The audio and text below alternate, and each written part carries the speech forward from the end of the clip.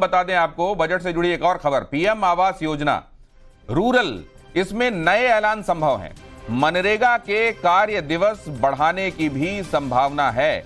मनरेगा में शामिल हो सकते हैं कृषि से जुड़े हुए काम।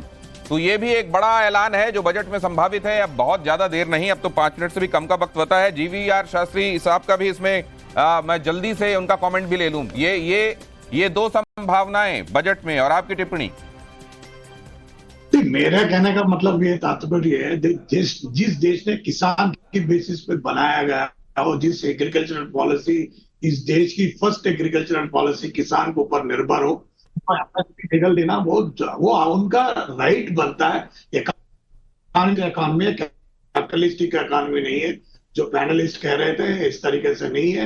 ये पूरा एग्रीकल्चरल इकॉनमी है और मिक्स्ड इकॉनमी है। हमारा फाउंडेशन में ऐसा चलता आ रहा है और ऐसे ही चलेगा और चलना चाहिए। इस देश की अर्थव्यवस्था को बचाना चाहते हैं या इस एक दिशा निर्देश में सही ढंग से ले जाना चाहते हैं, ये करना ही पड़ेगा और कोई रास्ता नहीं। ये कोई रास्ता नहीं, क्योंकि किसान हमारा सर्वोपरि है। किसान के ऊपर सर्वोपरि है और किसान चाहे कोई भी हो, उनको सर्वोपरि रखना पड़ेगा। इस अर्थव्यवस्था का मूलाधार है। इस बात को चाहे मैं हूं चाहे कोई भी हो, सारे दुनिया को समझना ही पड़ेगा। नहीं तो इसको लेकर कहीं डाउट आपको दिखाई दिया है क्या? जिस तरीके से आपके प्रीवियस पैनलिस्ट ने ये बात कहा था, मछुआरों की मछली ये करने वाला, बाकी ये नहीं, वो ये कह रहे हैं कि किसानों की आय को अगर बढ़ाना है तो आपको समग्रता में देखना पड़ेगा। बहुत सारे फैक्टर्स हैं जिनको एड्रेस करना पड़ेगा, वो ये कह रहे हैं।